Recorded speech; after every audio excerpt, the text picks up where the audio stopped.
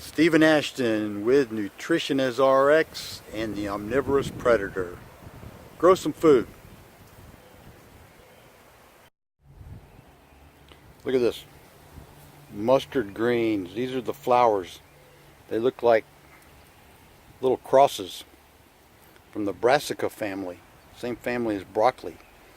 Speaking of broccoli, we just picked some. These are all picked clean, but they're starting to produce a little bit more. Right here you can see the small one there, the small broccoli floret starting to come out. The leaves are just as edible. Different types of basil. The mustard green, the big mustard green leaves. And then over here we've got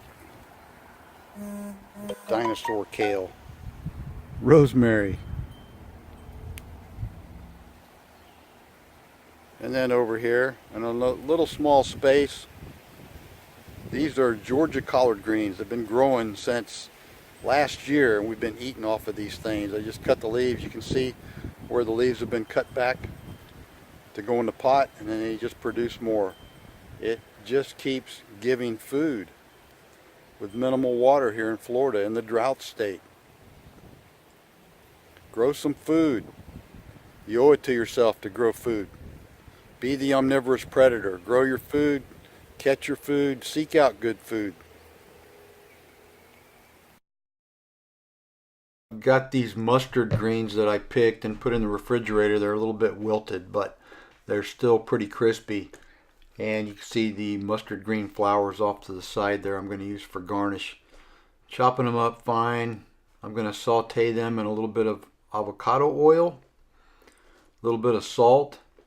And to accompany them, my protein of choice is a can of sardines packed in olive oil.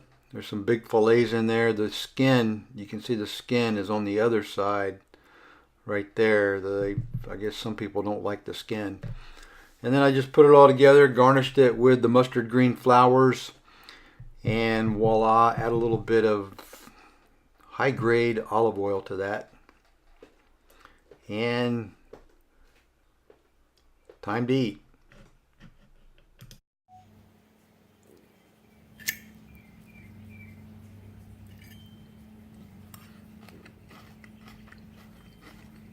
That is awesome.